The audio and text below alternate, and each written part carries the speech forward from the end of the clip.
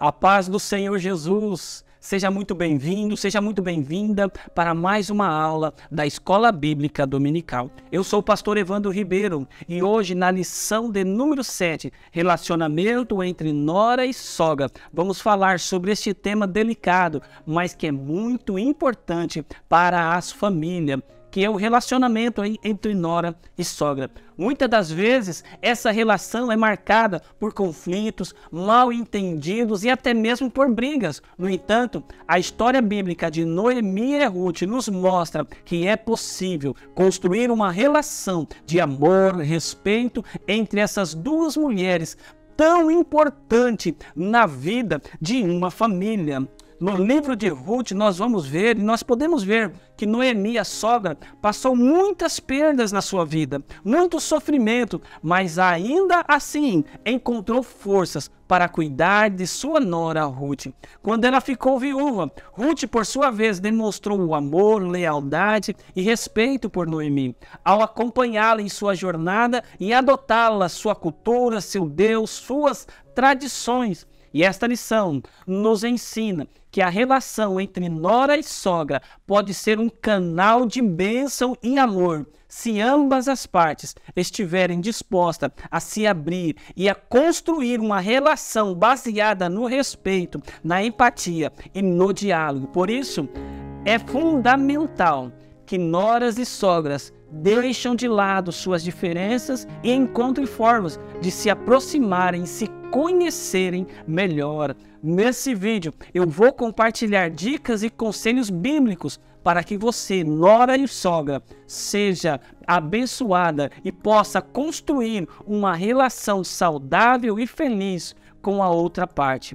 E o objetivo desta lição, são 4 objetivos nessa lição. Primeiro, apresentar o contexto de crise socioeconômico na Judéia, somado ao drama familiar causado pelo luto de Noemi e Ruth. O segundo objetivo é identificar que a união de fé entre nora e sogra foram cruciais para a superação das adversidades inerentes à vida. Terceiro objetivo, refletir sobre como honrar sua sogra. Ruth gerou bons frutos para toda a família, repercutindo até mesmo na linhagem do Messias. E o quarto objetivo é enfatizar as bênçãos de Deus a partir do relacionamento entre nora e sogra.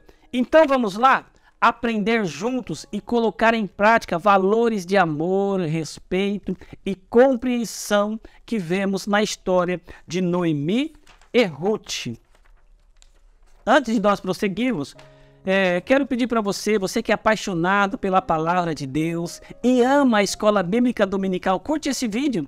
Se você ainda não é inscrito, se inscreva no nosso canal, porque toda semana temos vídeo para abençoar a sua vida.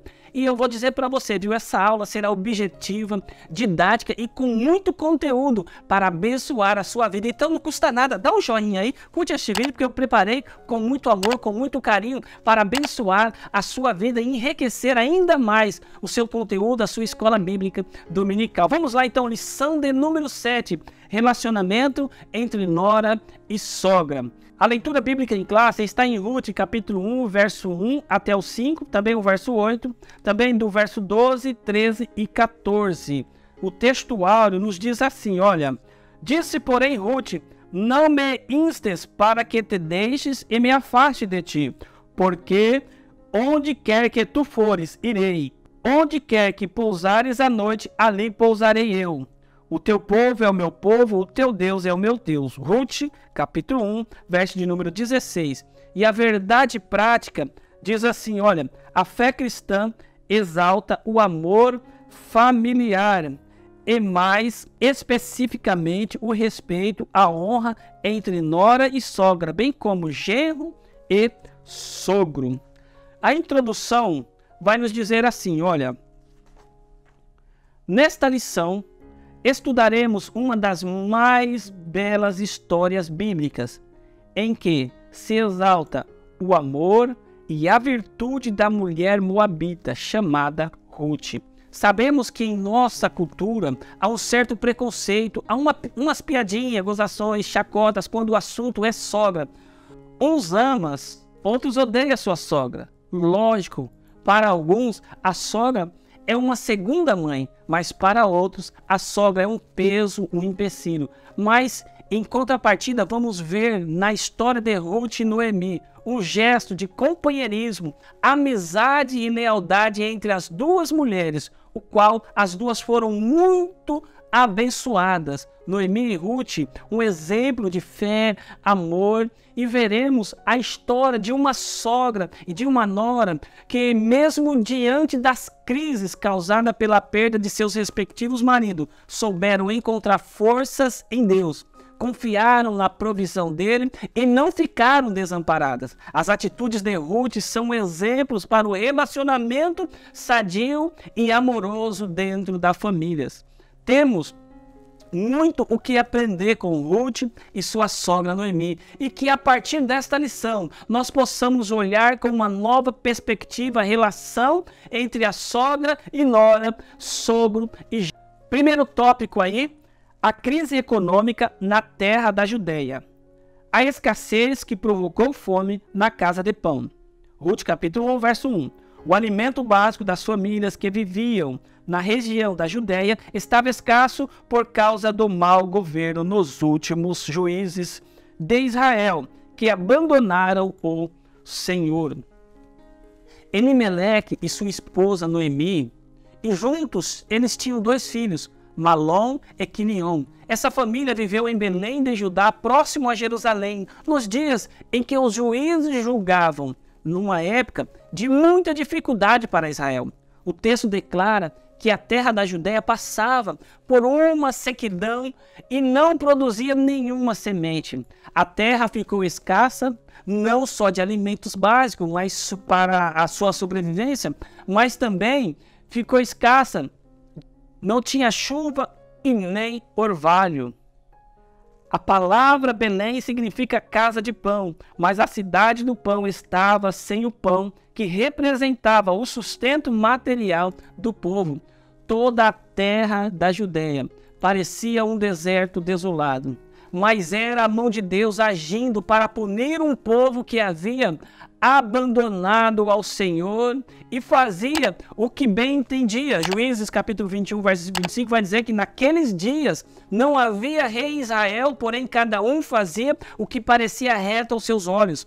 Então, naquela época, veio uma grande fome sobre a Judeia, sobre Belém, cujo nome significa casa do pão, ou seja, celeiro. Não estava produzindo trigo suficiente para suprir as necessidades básicas do seu povo. Estava vazia, sem o pão que representava o sustento físico e material daquela nação. Acredita que às vezes a fome era um modo de disciplinar seu povo, pelo povo ter pecado contra Deus. Mas naqueles tempos, o povo de Israel havia se afastado da comunhão com Deus, chegando a aderir a cultos aos ídolos. Levítico capítulo 26, verso de número 18, vai dizer que se ainda com estas coisas não me ouvirdes, então eu prosseguirei a castigar-vos 7 vezes mais por causa dos vossos pecados. Porque quebrarei a soberba da vossa força, e farei que os vossos céus sejam como ferro, e a vossa terra como cobre, e em vão se gastará a vossa força. A vossa terra não dará colheita, e as árvores da terra não darão o seu fruto. A crise econômica, nós estamos no subtópico 2, a crise de uma família. Olha lá, a crise econômica obrigou Elimeleque a tomar uma decisão em busca da solução para a subsistência da família em outro lugar. Elimeleque conhecia o Senhor, mas não o buscou para tomar aquela importante decisão. Então, por causa da crise econômica em Belém, Elimeleque resolveu pegar sua família Noemi e seus 2 filhos e se mudar para Moabe em busca de alimentos. Elimeleque não procurou orientação do Senhor para a decisão de mudar-se para Moabe. Buscar refúgio fora da vontade de Deus é sempre uma ameaça à nossa fé. É um perigo, meu irmão, é um perigo, minha irmã, agir sem a direção de Deus. Precisamos viver por fé, sabendo que Deus está no controle e que sua vontade ela é boa, perfeita e agradável. Então nós vemos que chegando Elimeleque e sua família em Moabe, em vez dele encontrar pão, uma vida melhor, eles encontraram doenças e morte.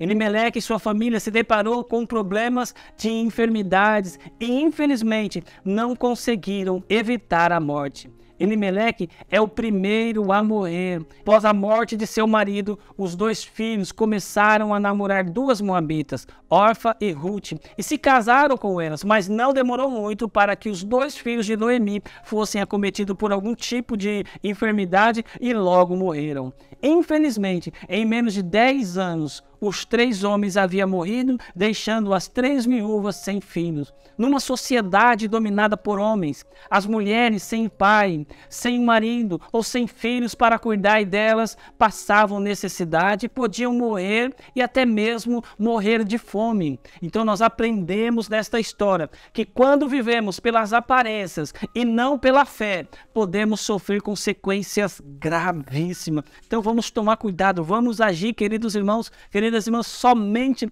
na direção de Deus, na vontade de Deus, no querer de Deus. Vamos para o segundo tópico, que vai dizer assim, ó, superando as crises existenciais.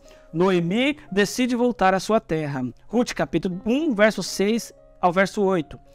Viúva com suas 2 noras moabitas, Orfa e Ruth, também viúvas, Noemi resolveu voltar para a terra na Judeia depois de 10 anos longes. Olha, nós vemos, queridos irmãos, que agora, depois de tudo o que aconteceu, Noemi está sem marido, está sem os 2 filhos. Tudo isso provocou em Noemi uma crise existencial. Entrou num estado de desânimo. A crise existencial surge quando questionamos nossa vida, como a própria existência, o lugar no mundo, o propósito da vida e o motivo de estar aqui. Alguns sentimentos de medo, de ansiedade e de culpa provocados por descontentamento com a vida.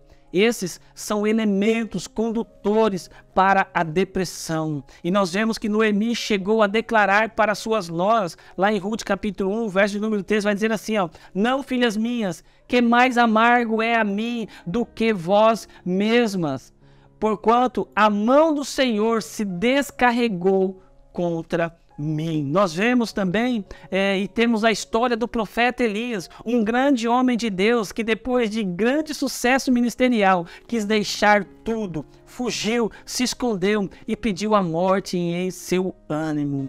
Nós vemos Noemi, ao ouvir dizer que a fome na Judéia havia cessado, havia terminado, que as coisas em Belém estavam melhorando, ela decidiu voltar para a sua terra natal. Talvez tivesse pensado que seus parentes ficariam penalizados pela sua situação e lhe daria algum lugar para viver, para morar, mas certamente não acolheram as 3 mulheres. Além disso, Noemi ressaltou que era muito velha para ter outros filhos, mesmo que suas noras quisessem esperar para que crescesse e depois desposá-los. Portanto, Noemi insistiu para que as suas noras voltassem para a casa de suas mães e começassem a procurar outros maridos. Nós vemos em Ruth capítulo 1, verso de número 8 e o verso de número 9. A princípio, as duas rejeitaram a ideia, mas depois que Noemi voltou a expor os seus argumentos, Orfa concordou e se despediu chorando. Ruth, no entanto, recusou-se determinantemente a deixar Noemi sozinha e assumiu 5 compromissos com sua sogra. Primeiro compromisso que ela assumiu: para onde fores, ireis também. Onde for tua morada, será também a minha morada. O teu povo será o meu povo e o teu Deus será o meu Deus. E por último, Ruth ainda declarou: onde forem sepultadas, ali também serei sepultada. Por causa do seu amor por Noemi, Ruth desejava permanecer com sua sogra, tornar-se uma judia e trocar seus deuses Provavelmente o Deus de Ruth era Quemon, né? Lá em Números capítulo 21, verso 29, vai dizer que: ai de vocês, moradores de Moabe, adoradores dos deuses Quemon, vocês estão perdidos.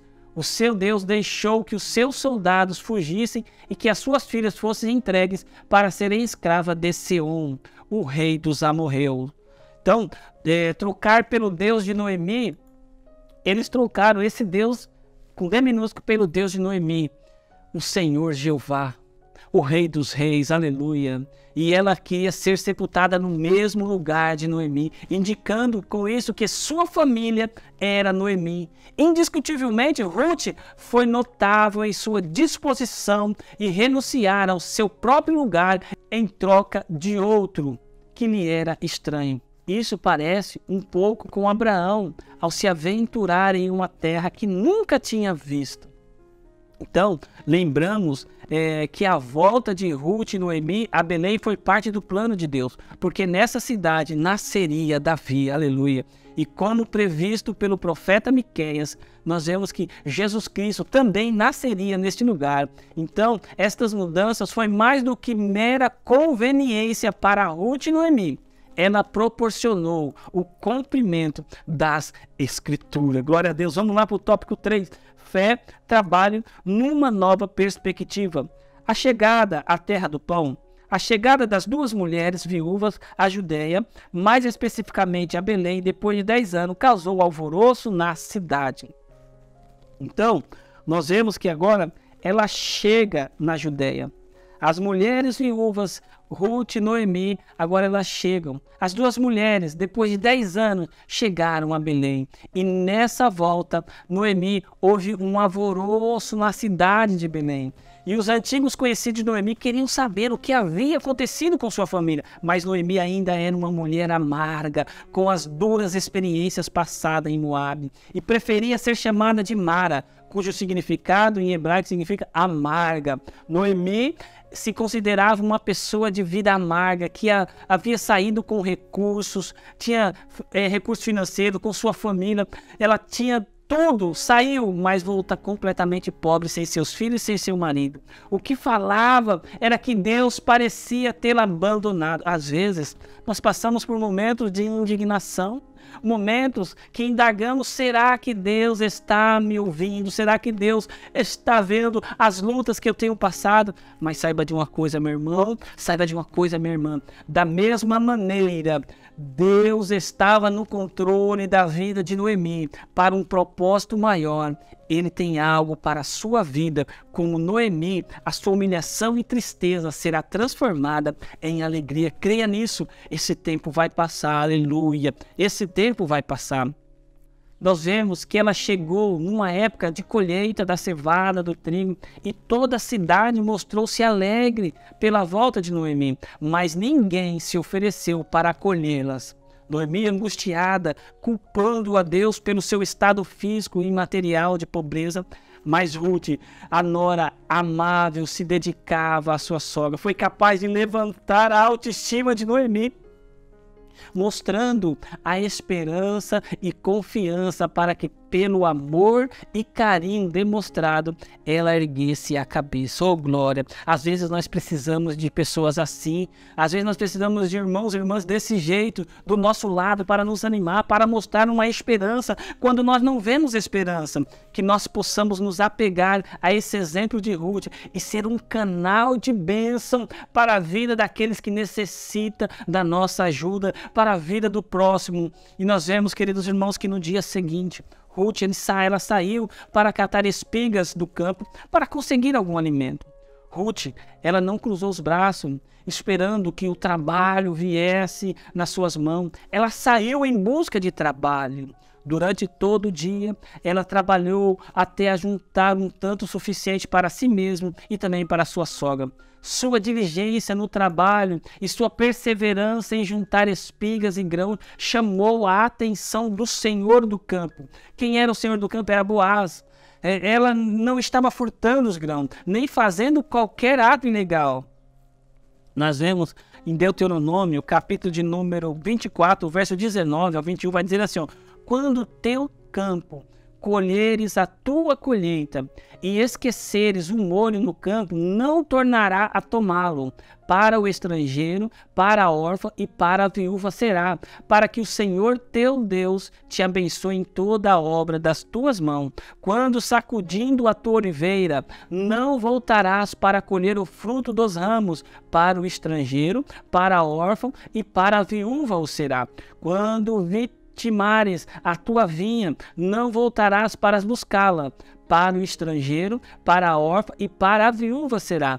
Pela lei judaica, os segadores só podiam passar uma vez no campo, fazendo aí a sua colheita. Qualquer grão que não conseguissem da primeira passada levar, deveria o quê? Deixar para os pobres catarem. Além disso, a lei exigia que um canto de cada campo não fosse colhido, pelo esse mesmo motivo, de servir de provisão para os que não tinham o que comer. A lei não definia a área desse canto, nem a precisão da colheita. Com muita dificuldade, nós vemos que Ruth e Noemi, elas conseguiram sobreviver com aquilo que Ruth catava. Com atitude correta e com fé, conseguiu colher resto de espigas deixada para trás pelos trabalhadores de Boaz. Trabalho dignifica o trabalhador. E Ruth, ela demonstrou sua lealdade e beneficência para com a sua sogra. Felizmente, Ruth escolheu o canto de Boaz. Boaz era um rico proprietário de terras e parente de Elimeleque, o falecido marido de Noemi. Boaz observou Ruth catando os restolhos, caçando o resto de colheita e ficou atraído por sua beleza. Boaz lhe disse que ouviu falar de sua devoção à sua sogra, a quem ela havia acompanhado até uma terra estranha. Ele discretamente instruiu seus funcionários que trabalhavam lá na cega a deixarem uma porção extra de grão aí para trás, né, para que ela tivesse uma boa quantidade para ela e para sua sogra. Quando Ruth voltou para Noemi com uma grande medida de cevada e contou o que acontecera, a sogra ficou radiante. E Boaz não era apenas um vizinho simpático. Noemi lhe disse: esse homem é nosso parente próximo. Nós vemos lá em Ruth capítulo 2, verso de número 2. Olha como Deus trabalha, Deus faz as coisas certinhas, tudo estava nos planos de Deus. Olha o ponto 4, vai dizer assim, ó, o tópico 4. Ruth encontra remidor da família. Ruth descobre o remidor de Noemi. Ao se dispor a apanhar resto das espigas deixadas pelos empregados de Boaz, Ruth descobre que ele era parente de Elimeleque. E por isso, segundo a lei, Boaz podia redimir essa herança para que ficasse dentro da família e a viúva não ficasse mais desamparada. Olha só, a história de Ruth e sua sogra diz que Boaz era um parente do falecido Elimeleque, marido de Noemi.